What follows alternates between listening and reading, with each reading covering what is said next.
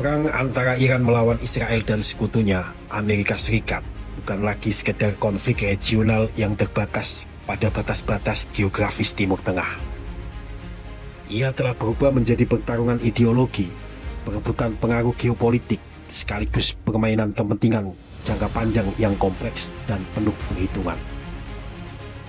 Ketika Iran yang kerap dijuluki sebagai negara para mullah meluncurkan serangan balasan berupa rudal ke Tel Aviv dan sejumlah pangkalan militer Amerika Serikat di kawasan Teluk, dunia tersentak. Serangan itu disebut sebagai respon atas gempuran udara Israel Amerika Serikat di Teheran. Namun di tengah eskalasi tersebut muncul satu fakta yang tak kalah mengejutkan. Respon negara-negara Muslim, khususnya negara-negara Arab, justru cenderung dingin. Alih-alih menunjukkan solidaritas keagamaan, sebagian dari mereka malah menjaga hubungan baik dengan Israel, baik secara terbuka maupun diam-diam. Mengapa negara-negara Arab tampak enggan membela Iran? Jawabannya jauh lebih rumit daripada sekedar soal agama.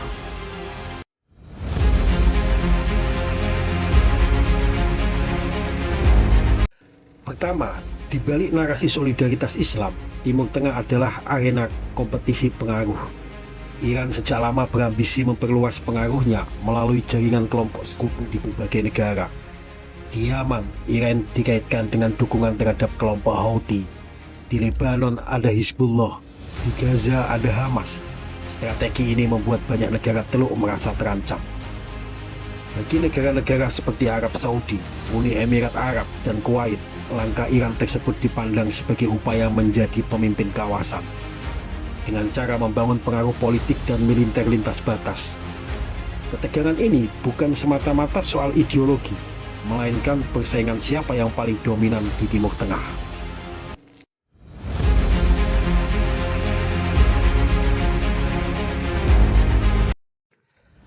Kedua, tak bisa dipungkiri, faktor sejarah turut memperuncing jurang ketidakpercayaan. Iran mayoritas bermazhab Syiah, sementara sebagian besar negara Teluk bermazhab Sunni. Perbedaan ini telah berlangsung berabad-abad dan kerap menjadi bahan bakar konflik politik modern. Walau tidak selalu menjadi faktor utama, perbedaan mazhab sering dimanfaatkan untuk memperkuat narasi ancaman dan legitimasi kekuasaan.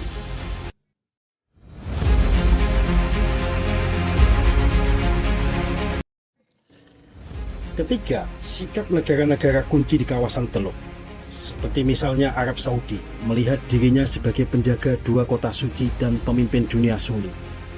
Hubungan Riyadh-Teheran diwarnai rivalitas panjang.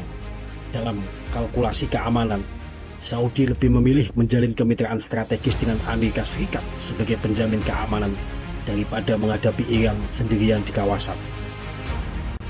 Lalu, Uni Emirat Arab mengambil pendekatan yang lebih pragmatis. Sebagai pusat bisnis global dengan Dubai sebagai etalase ekonominya, Uni Emirat Arab memprioritaskan stabilitas. Perang terbuka akan mengganggu investasi dan perdagangan. Lebih dari itu, Uni Emirat Arab bahkan telah menormalisasi hubungan diplomatik dengan Israel melalui Abraham Accord, melihat Israel sebagai mitra teknologi dan keamanan dalam menghadapi ancaman Iran. Sementara itu, Bahrain memiliki dinamika domestik yang sensitif. Mayoritas penduduknya adalah Syiah, sementara pemerintahannya adalah Sunni. Kekhawatiran akan potensi pengaruh Iran terhadap politik dalam negeri membuat Bahrain memilih berada dalam payung keamanan Amerika Serikat. Tak heran, negara kecil ini menjadi markas armada kelima Angkatan Laut Amerika Serikat. Adapun Yordania, meskipun bukan negara Teluk kaya minyak, memiliki posisi strategis. Stabilitas menjadi prioritas utama. Yordania bahkan dilaporkan membantu mencegat drone yang melintasi wilayah udaranya. Bagi Aman, menjaga keamanan wilayah lebih penting daripada terseret dalam konflik terbuka. Keempat, disinilah paradoknya. Bagi sebagian negara Arab Teluk, ancaman utama saat ini bukanlah Israel, melainkan Iran. Prinsip real politik bekerja. Musuh dari musuhku adalah temanku. Normalisasi hubungan dengan Israel dilihat sebagai langkah strategis untuk menyeimbangkan kekuatan Iran.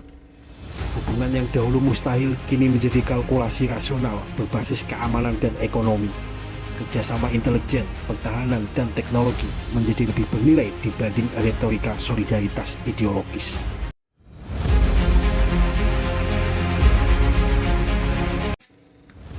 Kelima, ekonomi kawasan sangat bergantung pada stabilitas jalur energi, terutama Selat Hormuz. Jika Iran menutup atau mengganggu jalur tersebut, dampaknya akan sangat besar terhadap ekspor minyak negara-negara Teluk. Resiko ekonomi ini membuat mereka cenderung memilih stabilitas daripada konfrontasi terbuka. Selain itu, kehadiran pangkalan militer Amerika Serikat di Qatar, Kuwait, dan Bahrain menciptakan realitas geopolitik yang sulit diabaikan. Negara-negara Teluk berada dalam orbit keamanan Washington, sehingga ruang manuver mereka terhadap Iran menjadi terbatas. Dalam lanskap ini, Iran tampak relatif sendirian, dikelilingi pangkalan militer negara-negara barat, terutama Amerika Serikat, diawasi kapal-kapal perang di perairan strategis, dan berhadapan dengan koalisi tak resmi yang menggabungkan kepentingan Arab Teluk, Israel, dan Amerika Serikat. Teheran menghadapi permainan catur dengan banyak lawan sekaligus. Namun, politik internasional memang tidak mengenal kawan abadi. Yang ada hanyalah kepentingan yang beririsan. Bagi negara-negara Arab saat ini, kepentingan itu adalah mencegah Iran menjadi terlalu kuat dan terlalu dominan di kawasan.